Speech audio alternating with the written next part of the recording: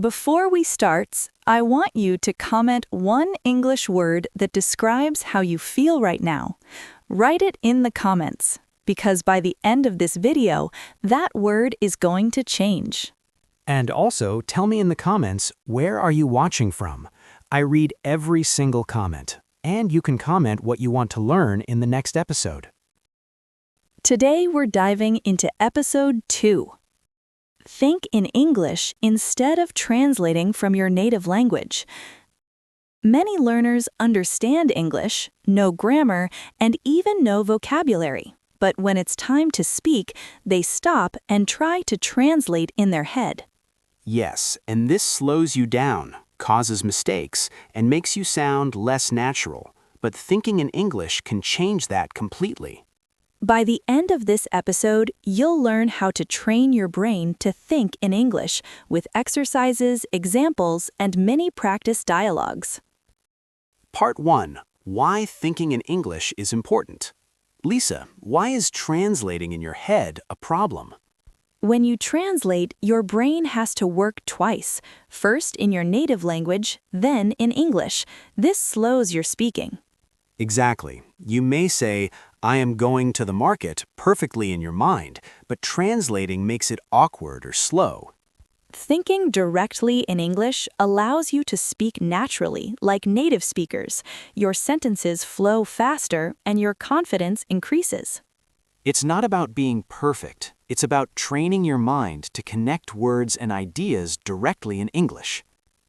Part 2. How to start thinking in English.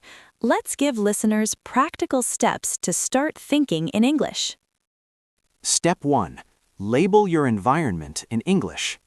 For example, look around your room. This is a chair. The table is brown. The window is open.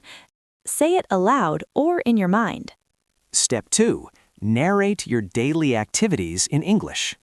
Example, while cooking, I am cutting tomatoes. I am boiling water. I will make pasta. Step 3. Use English for your thoughts. Instead of thinking in your native language, I need to send an email, think in English, I need to send an email.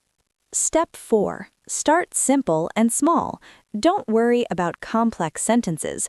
Just describe your actions and surroundings in English. Step 5. Read or listen to English, then summarize in English in your mind. After listening to a podcast, say in English, I learned 3 tips today. Speak daily, think in English, and listen carefully.